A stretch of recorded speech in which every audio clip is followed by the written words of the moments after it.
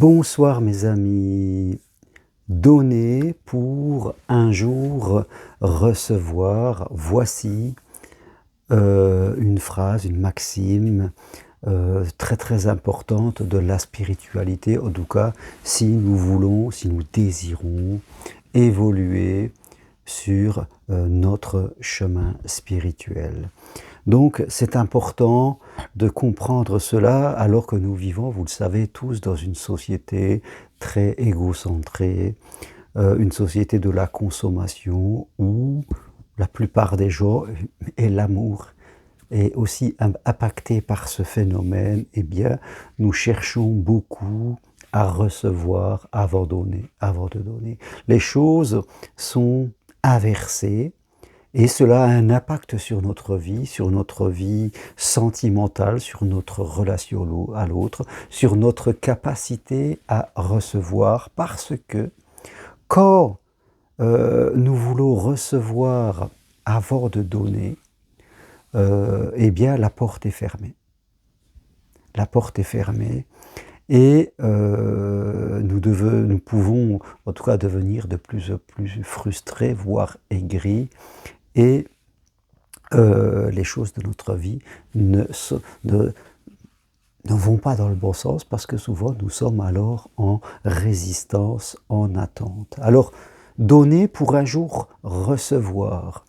Alors je crois que ce qui est important déjà, si on décompose un petit peu cette phrase, il faut la comprendre, eh bien on va donner, mais nous allons essayer au fin fond de notre cœur de donner de manière inconditionnelle, c'est-à-dire sans attendre forcément, parce qu'on ne sait pas quand est-ce que l'on va recevoir, et on ne sait pas sous quelle forme nous allons recevoir. Quand on demande, quand on prie, quand on médite et qu'on fait une demande, on parle à l'univers, à Dieu, à la sagesse divine, en fonction de vos croyances.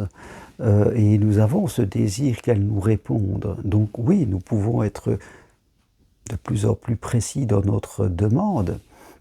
Ce que nous aimerions recevoir, l'amour, l'argent, un nouvel emploi, que sais-je. Et c'est là où il faut faire attention, il faut laisser le champ libre.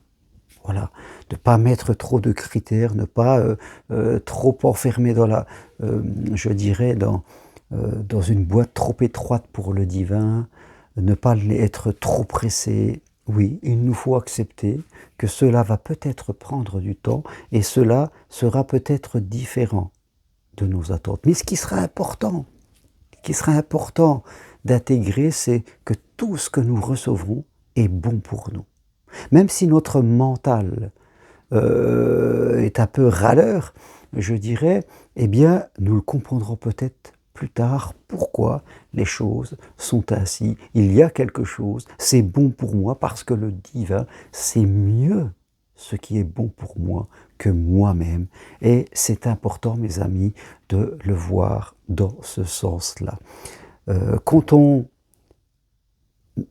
progresse, c'est pas facile, mais ce qui est important, c'est notre intention, dans sa capacité à être inconditionnel, et qu'on laisse tout l'espace et le temps, et qu'on est prêt à accueillir. Alors là, c'est un peu un accélérateur, je pourrais dire. Nous sommes vraiment là dans un état de maturité et d'évolution vraiment très intéressant. Alors que quand nous sommes poussés par des peurs, par des attentes, par des critères, par des choses trop étroites, eh bien, cela ralentit, voire n'arrive jamais. Donc, soyons humbles, mes amis, et acceptons les délais et les formes que la grande sagesse divine met sur notre vie. Après, il y a donner. Il nous est demandé de donner, je dirais.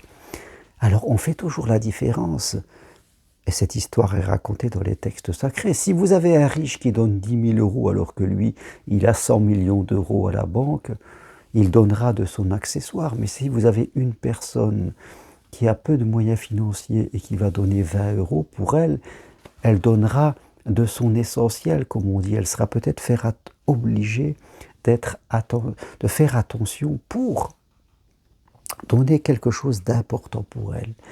Elle fera attention parce qu'elle a donné, elle a dépassé la peur de manquer, que ça lui manque à elle. Pour elle, c'était plus important de donner. Donc on voit que dans la vie, on peut donner de son accessoire ou on peut donner de son essentiel. Et bien sûr, quand on donne de son essentiel, c'est-à-dire on va donner quelque chose qui peut nous manquer, et là, ça va prendre une dimension beaucoup plus grande que de donner, fin de compte, ceux dont on pourrait se séparer sans aucun problème. Donc, il va, mes amis, nous falloir ouvrir notre cœur, l'agrandir. Et je vous invite vraiment chaque jour à progresser dans ce sens, en vous levant tous les matins et en vous disant « Aujourd'hui, je vais donner ».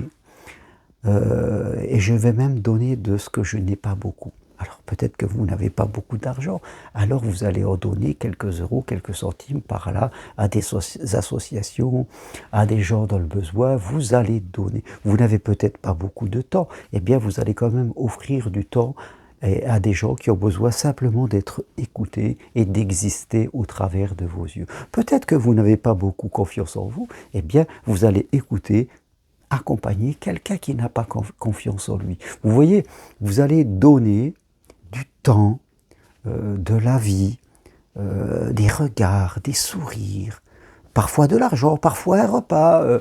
Vous allez donner de l'humanité, même si vous n'en avez pas reçu beaucoup.